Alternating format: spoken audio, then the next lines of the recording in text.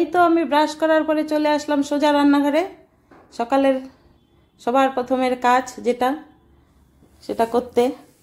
তো প্রথমে বসালাম দুধ চা, তারপরে করব লাল চা। দুধ চা খাবে ওর বাবা, লাল চা খাবো আমি।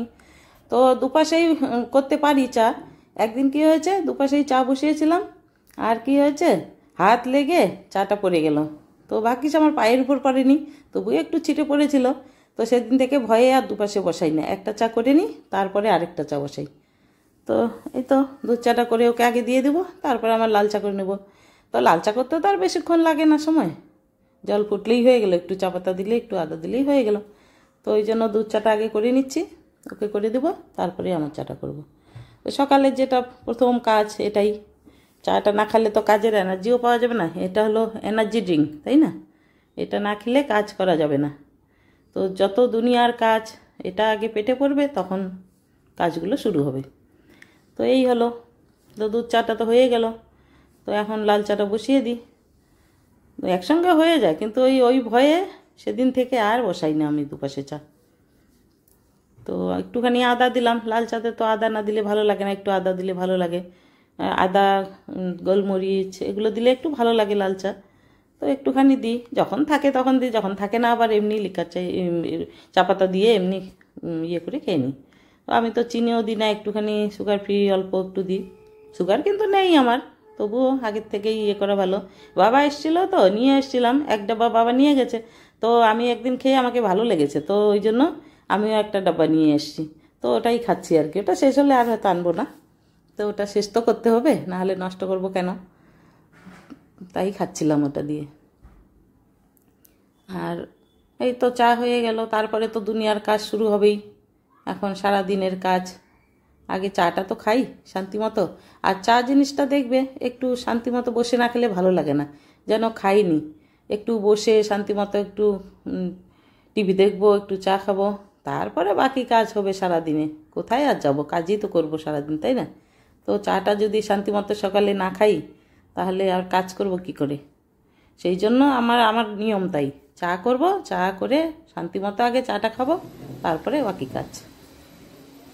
সুপ্রভাত সবাইকে, কেমন আছেন আপনারা? হ্যাপি গোলাপি চ্যানেলে আপনাদের সবাইকে স্বাগত। তো আজকে সকাল থেকে ব্লগটা শুরু করলাম। কালকে কোনো ভিডিও করতে পারিনি, কেন কি মেয়েকে নিয়ে গেছিলাম হসপিটালে, ওর দাঁতের কিছু ট্রিটমেন্ট চলছে। তো ডক্টরও আসলো দেরি করে, আর আমাদেরও হয়ে গেল দেরি বাড়ি আসতে। তো এসে রান্না করলাম, খেলাম, খেয়ে আর কোনো ইচ্ছে করলো না ভিডিও করতে। তো আজকে শুরু করলাম সকাল থেকে, দেখতে থাকো, আশা করি ভালো লাগবে। আমাদের চা খাওয়া হয়ে গেছে, এখন ব্রেকফাস্ট করব। ওটা খেয়ে তারপরে তো দুপুরের কাজ, রান্না, এগুলো সারাদিনের যা চলবে এগুলো, তাই না? তো দেখতে থাকো, আশা করি ভালো লাগবে। এই যে আমি চলে এসেছি আম কাটতে। এখন আম কাটছি, এই জন্য মেয়েকে দিব। মেয়ে নাকি খাবে দুধ মুড়ি দিয়ে, আম দিয়ে। তো এমনি তো মুড়ি খায় না, তো আম দিয়ে দুধ দিয়ে দিলে খায়। এখন আমের সিজন, তো খাক যেমন করি। তো এই যে কালকে যে হসপিটালে গিয়েছিলাম, 2 কেজি আম নিয়ে এসেছিলাম। আমগুলো বেশ ভালো, মিষ্টি আর রসালো বেশ আমগুলো। তো 2 কেজিতে বড় বড় আম তো বেশি ওঠেনি, 4-5টা উঠেছে, আর একটা ছোট্ট মিলে 2 কেজি হয়ে গেছে। তো 50 টাকা করে কিলো, 60 টাকা বললো, 50 টাকায় দিল। 100 টাকা 2 কেজি আম নিয়ে এসছি। তো মেয়ে খাবে, ওকে দিই আগে, তারপরে আমরা খাবো, আমরাও খাবো। আমরা চিড়ে মুড়ি, আম দিয়ে, দই দিয়ে, এগুলো দিয়ে খেয়েছি, ও দুধ দিয়ে খেয়েছে। তো আম তো এখন আমের সিজনে তো আম তো খেতেই হবে, তাই না? না হলে তো আমের সিজন চলে গেলে আর কোথায় পাবো? এখনই সময়, খেয়ে নি, ফলের রাজা। তোমরাও হয়তো খাচ্ছ সবাই। আম জিনিসটা তো এমন যে এমন কারো পছন্দ নয় এরকম নয়, সবাই পছন্দ করে, বাচ্চা বড়রা সবাই পছন্দ করে, তাই না? আগেকার মানুষেরা তো যেমন আমার বাবা কাকারা এমন আম খায়, যেন কাঁঠাল কাঁঠাল পছন্দ করে, আম পছন্দ করে, চিড়ে দিয়ে, দই দিয়ে, আম কাঁঠাল এগুলো সব দিয়ে খায়। তারপরে কাঁঠাল রস করে চালনে ঘষে নিয়ে, রস বেরোয় যে, রস করে তারপরে খই দিয়ে, সেটাও ভালো লাগে খেতে। খই দিয়ে খায় কাঁঠালের রস করে। তো এগুলো এখন তো খাওয়ার সময়, এগুলো চলে গেলে, এই সময়টা চলে গেলে এই ফলগুলো তো আর পাবো না, এই সময়টাই খেতে হবে। তো এই জন্য তো দেখো, এখানে আমাদের ঘরের পিছনে একটা নারিকেল গাছ, এখানে গুগুটা কি সুন্দর করে বসে আছে, তো একটু তোমাদেরকেও দেখানোর জন্য ক্যাপচার করলাম। শান্ত হয়ে বসে আছে। কয়েকদিন তো বৃষ্টি, হয়তো বেরোতে পারেনি, আজকে রোদ উঠেছে, রোদ পোয়াচ্ছে বসে বসে।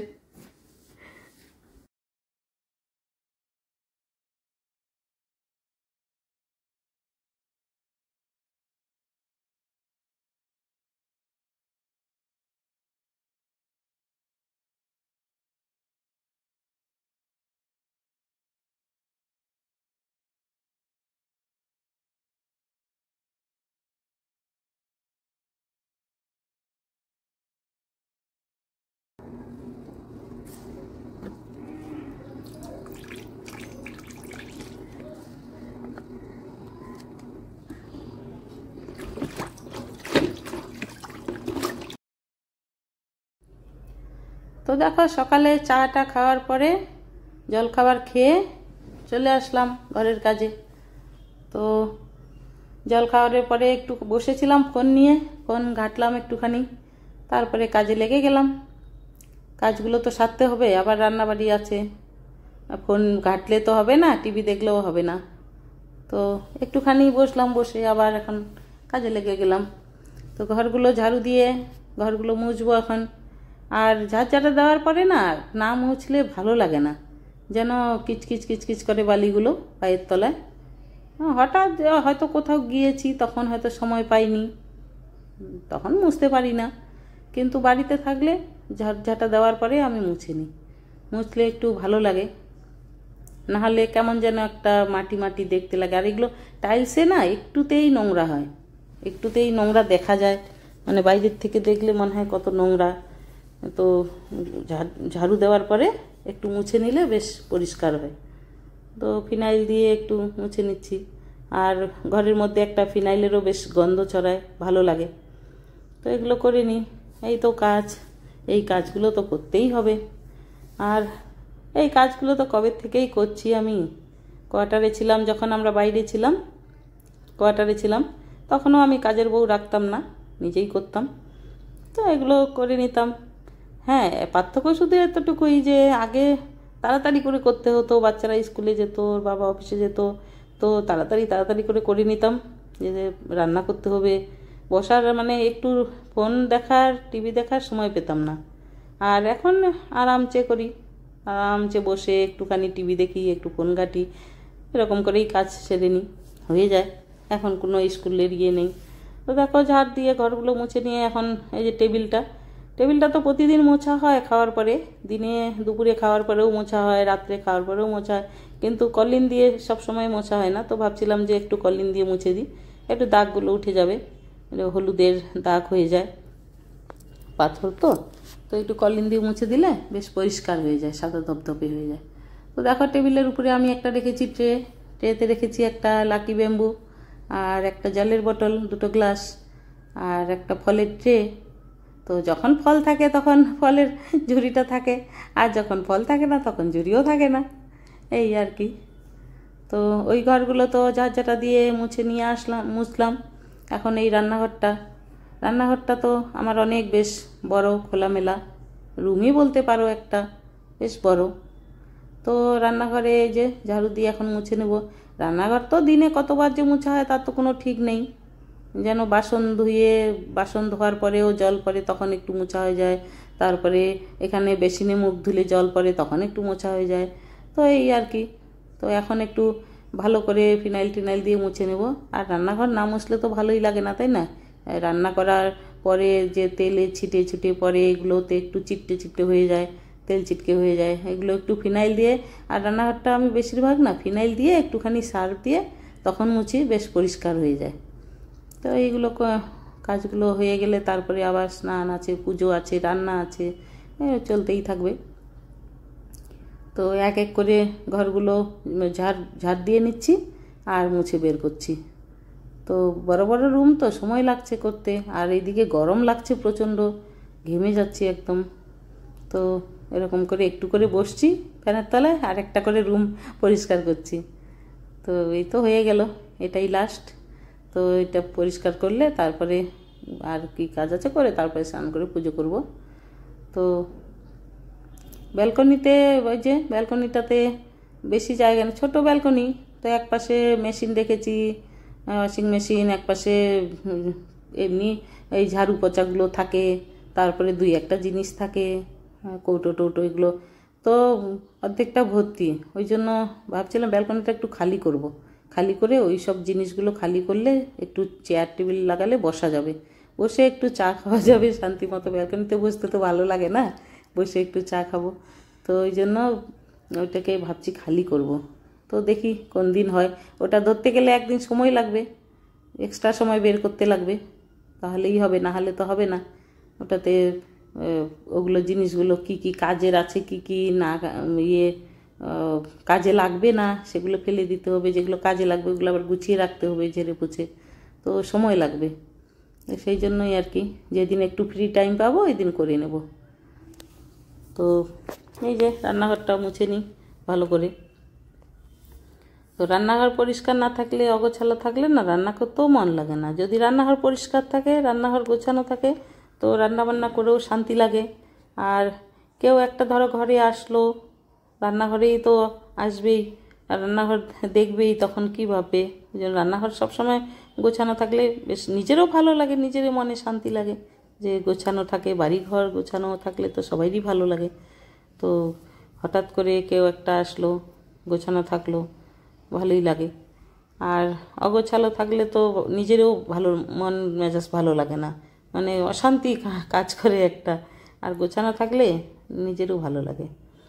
তাই চেষ্টা করি আমিও সবসময় গুছিয়ে রাখার, যতটা পারি আর কি। তো সবসময় আমিও চেষ্টা করি পরিষ্কার রাখার, গুছিয়ে রাখার, তো হয়ে যায়। আর এখানে আর বিশেষ করে হলো, আমি ভাবি যে যেখানে আমরা থাকি সেটাকেই তো পরিষ্কার রাখতে হবে, হাইজিন রাখতে হবে, তাই না? না হলে তো হবে না। কেননা আমরা যদি সেটাকে ভালোভাবে না রাখি, আমরাই তো থাকবো, আমরাই তো সেই বাড়িতে খাওয়া ওঠা বসা করব, তো আমাদেরই দেখতে হবে সেটা।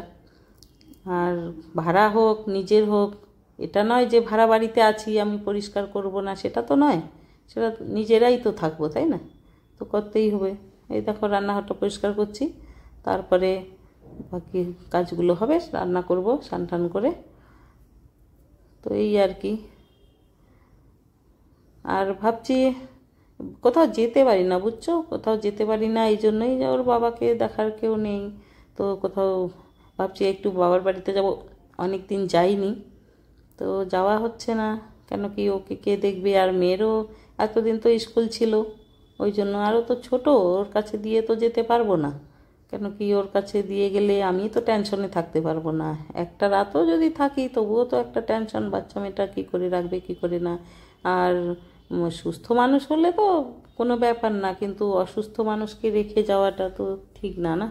একটা কিছু হয়ে গেলে আমি অত দূর থেকে কি করে তাড়াতাড়ি করে আসব, সেই যেতে পারি না। তো একটু মনটা ভালো নেই তাই। আর এমনি আছে কাছে পিঠে ভাই আছে, দাদা আছে, যাই এদের বাড়ি গিয়ে একটু ঘুরে আসি কখনো হঠাৎ, মানে খুব মানে রেগুলার যে যাই তা না। কোনো একটা দরকার হলো কিংবা বাচ্চাদের জন্মদিন হলো, তখন ওরা ডাকে, বাচ্চাগুলো ডাকে পিসি আসো পিসি আসো, তখন যাই, গিয়ে আবার ওই 2-1 ঘন্টা পরেই চলে আসতে হয়, এই আর কি। কোথাও যেতে পারি না। আগে যতটা ঘুরেছি এখন ততটাই বন্দি হয়ে গেছি ঘরের ভিতরে। আগে তো জায়গায় জায়গায় ঘুরেছি, কেন কি ওর বাবার তো চাকরিতে ছিল, বাইরে বাইরেই পোস্টিং হতো, তো সেই ঘোরা হয়েছে। এখন আর রিটায়ার হয়ে গেছে, এখন আর যেতে পারি না। এখন আমিও অসুস্থ হয়ে গেছে, আমিও বন্দি হয়ে গেছি, ওই জন্য আর যাওয়া হয় না। তো ছেলে যখন আসে তখন যেতে পারি, ছেলে থাকলে যাওয়া হয়। ছেলে আসলে তখন হয়তো এক রাতের জন্য যাই, মার বাড়িতে গিয়ে ঘুরে আসি, এই আর কি। তো দেখো ঘর মোছা তো হয়ে গেল, এখন ভাবছি কাপড়গুলো ধুই। কাপড় তো প্রতিদিনের অনেকগুলো করে বেরোয়, আমার, মেয়ের, ওর বাবুর। তো কাপড়গুলো না ধুলে তো আবার অনেকগুলো হয়ে যাবে। আর এমনিতেই বৃষ্টির দিন, যখন রোদ্দুর থাকে শুকিয়ে যায়, এমনি শুকোয়, উপরে দিলে ছাদে দিলে ছাদের বৃষ্টি পড়ে না, উপরে টিন দেওয়া আছে, শুকিয়ে যায়। আর বেশিরভাগ তো আমি অল্প স্বল্প কাপড় হলেই যে জানলাতেই দিয়ে দিই, জানলাতেই শুকিয়ে যায়, ঘরের জানলাটাতে দিলে রড আছে, রডের মধ্যে দিলেই শুকিয়ে যায়। আর অনেক বেশি কাপড় হলে যেমন চাদর টাদর ধুলাম তখন উপরে দিয়ে আসি, না হলে নিচেতেই দিই আমি। তো ওই যে মেশিনটাতে কাপড়গুলো চালিয়ে দিই।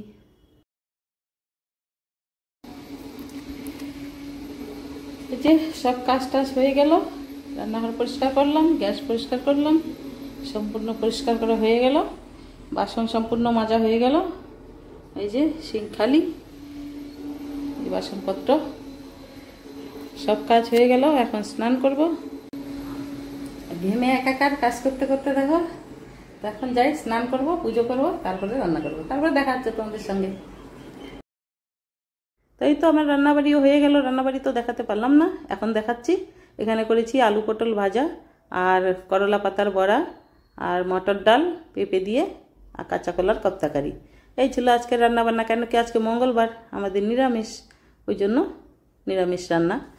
তো আজকের ভিডিওটা ভালো লেগে থাকলে সবাই লাইক কমেন্ট শেয়ার করবে। আর দেখা হচ্ছে কালকে একটা নতুন ভিডিওর সঙ্গে। ততক্ষণে তোমরা সুস্থ থেকো, ভালো থেকো। আজকের জন্য টাটা।